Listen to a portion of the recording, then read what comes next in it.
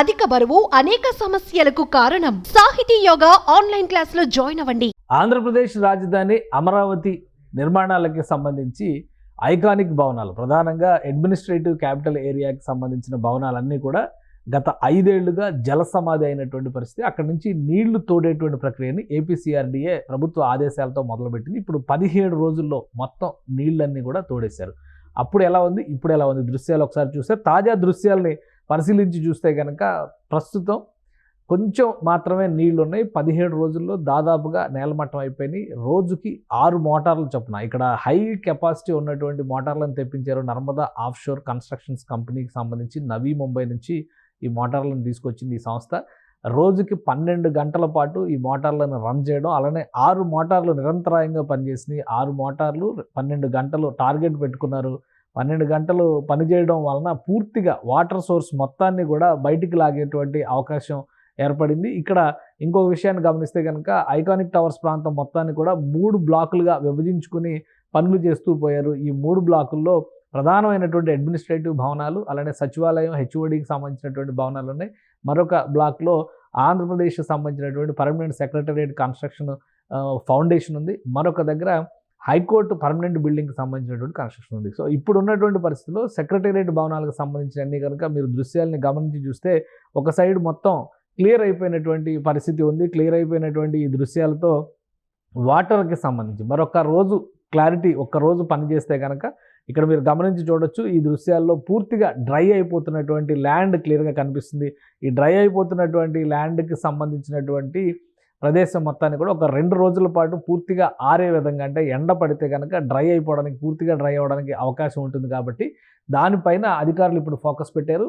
3 రోజుల పాటు ఎండిన తర్వాత, ఇప్పటికే నేల చూస్తే కనుక అవుట్ సైడ్ నేల చూస్తే కనుక బయట పక్క నుంచి చూసేటువంటి వాళ్ళకి చాలా క్లియర్గా కనిపిస్తున్నటువంటి నేల ఇదంతా కూడా పూర్తిగా డ్రై అయిపోయి కనిపిస్తుంది. కాబట్టి నేలలో గట్టిదనం ఉంది. నీళ్లు తోడివేత కార్యక్రమం జరిగిన తర్వాత 2 రోజులు ఆరితే పూర్తిగా సరిపోతుందనేటువంటి కన్క్లూజన్కి అధికారులు వచ్చారు. ఇంజనీరింగ్ నిపుణులు కూడా ఈ ప్రాంతాన్ని పూర్తిగా నీళ్లు తోడేసిన తర్వాత పరిశీలించబోతున్నారు. నేటి దృశ్యం చూస్తే ఈరోజు ఉన్నటువంటి పరిస్థితుల్లో దాదాపుగా 1 టీఎంసీ వాటర్ని అధికారులు తోడేశారు ఈ మోటార్ల సహాయంతో. ఇక హైకోర్టు పర్మనెంట్ బిల్డింగ్కి సంబంధించినటువంటి ఫౌండేషన్స్లో మాత్రం ఇంకా కొంత వాటర్ సోర్స్ ఉంది. కాబట్టి ఇక్కడ పనిచేస్తున్నటువంటి 6 మోటార్లని ఖాళీ చేసిన తర్వాత ఆ ప్రాంతానికి షిఫ్ట్ చేసేటువంటి ఏర్పాట్లను కూడా అధికారులు చేస్తున్నారు. అలానే ఇంకొక విషయం ఏంటంటే, ఇక్కడ ఏర్పాటు చేసినటువంటి ఒక పిల్లకాలం ఏర్పాటు చేయడం ద్వారా తోడేసినటువంటి నీళ్ళన్నీ కూడా పాలవాగులోకి మళ్లించారు. అక్కడి నుంచి కృష్ణానదిలోకి మళ్లింపు జరిగింది. సో దీన్ని దృష్టిలో పెట్టుకునే రాబోయేటువంటి రోజుల్లో వాటర్ మేనేజ్మెంట్ విషయంలో కూడా అమరావతి ప్రాంతంలో ఎలాంటి నీటి నిర్వహణ పద్ధతులు ఉండాలనే అంశంపైన కూడా అధికారులు అధ్యయనం చేస్తున్నారు. మొత్తం మీద నెల రోజుల సమయం పడుతుంది ఈ పునాదులపైన ఏర్పడినటువంటి నీళ్లను తొలగించడానికని ముందుగా భావించారు. కానీ 17 రోజుల్లోనే ఈ పని పూర్తయింది.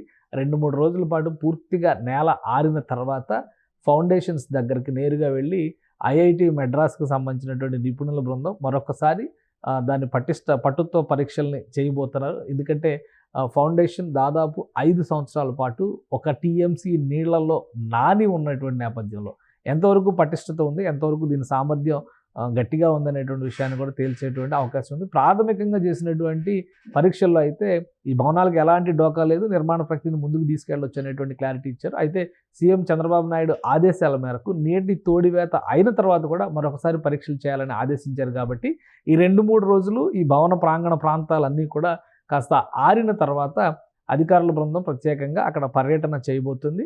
మొత్తం మీద అమరావతి పనులు సంక్రాంతి తర్వాత ఊపందుకుంటాయనేటువంటి సంకేతాలని రాష్ట్ర ప్రభుత్వం ఇస్తూ వస్తుంది.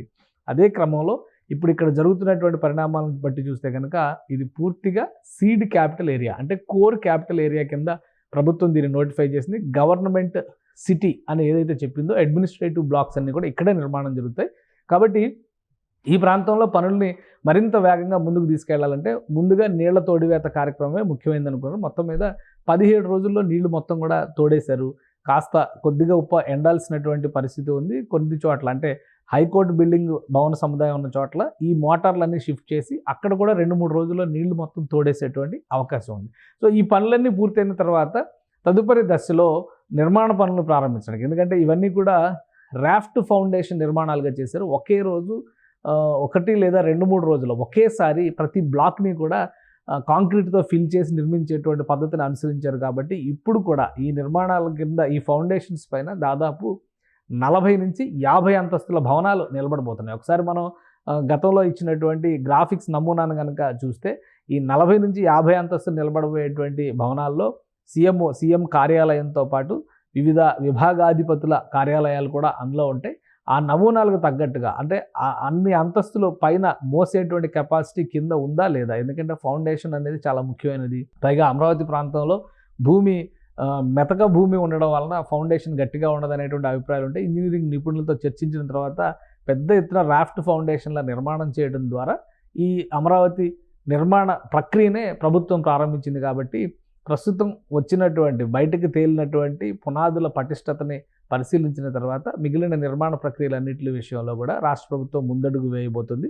దానికి కావాల్సినటువంటి ప్రాథమిక పరీక్షలన్నింటినీ కూడా మరొక వారం 10 రోజుల్లోనే పూర్తి చేసేటువంటి అవకాశం ఉంది. అంటే జనవరి 25 తర్వాత పూర్తి స్థాయిలో అమరావతిలో నిర్మాణ పనులు ప్రారంభం అవడానికి అవకాశాలు ఇప్పటికే టెండర్లు క్లోజ్ చేసేటువంటి దశకు వచ్చింది. 18వ తేదీ నుంచి టెండర్ల క్లోజింగ్ ప్రక్రియ మొదలవుతుంది. ఏ కంపెనీలకి వర్క్స్ అలాట్మెంట్ జరుగుతుంది, ఏ కంపెనీలు పనులు ప్రారంభించవచ్చు అనేటువంటి విషయం మీద ఒక స్పష్టత వచ్చిన తర్వాత టైం లైన్ విధానంలో అంటే ప్రతి పని ప్రారంభానికి కూడా ప్రభుత్వమే నిర్దేశిత సమయాన్ని నిర్ణయిస్తుంది. ఆ లోపు పని మొదలు పెట్టాలి.